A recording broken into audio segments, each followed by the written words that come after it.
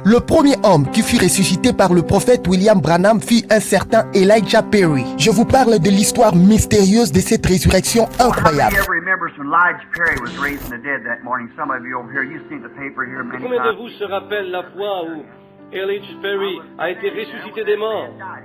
Il y en a quelques-uns de ce côté-ci. Vous l'avez lu dans le journal. Bien des fois, j'ai vu que Sir Wilson et d'autres avaient levé leurs mains. Il vient à l'église de temps à autre et en témoigne.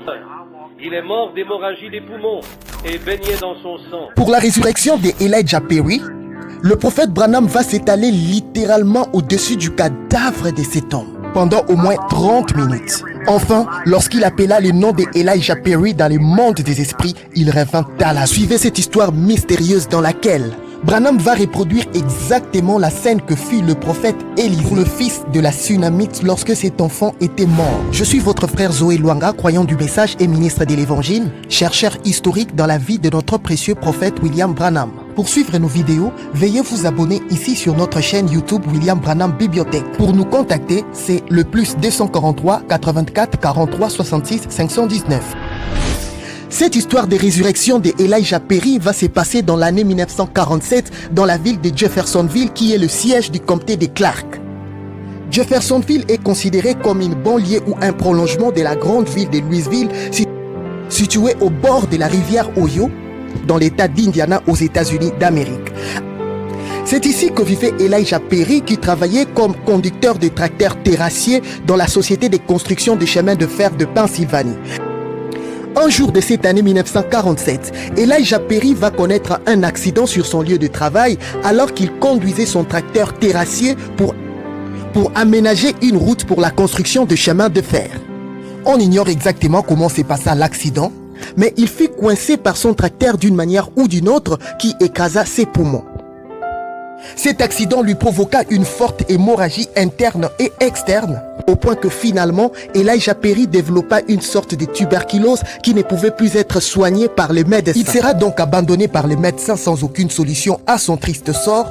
Il va mourir chez lui dans sa maison. En apprenant cette triste nouvelle, Branham va directement se rendre au domicile de son ami Elijah Perry pour constater le décès. Il était juste parti pour pouvoir consoler la femme de son ami, pour pouvoir la réconforter avec quelques bonnes paroles des Écritures. Lorsque Branham entre dans la chambre où était le cadavre de son ami, il va découvrir l'horreur. Le corps d'Elijah Perry était ensanglanté. Il avait tellement saigné, il avait du sang partout. Pendant que Branham était à genoux en train de prier, à un certain moment, le prophète perdit connaissance. Et avant de me rendre compte de ce que je faisais, j'étais étendu sur l'homme, mes lèvres contre ses lèvres. J'étais tout aussi plein de sang qu'il l'était étendu sur cet homme. Et j'implorais Dieu.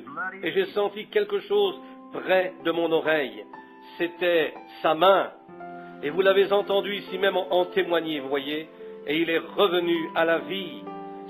Après 30 minutes, lorsque Branham reprit finalement connaissance, il va se retrouver qu'il était étalé et couché au-dessus du cadavre de son ami, ne sachant même pas comment est-ce qu'il était arrivé là. Ses yeux contre ses yeux, son nez contre son nez. Il disait, frère Eli, reviens à la vie.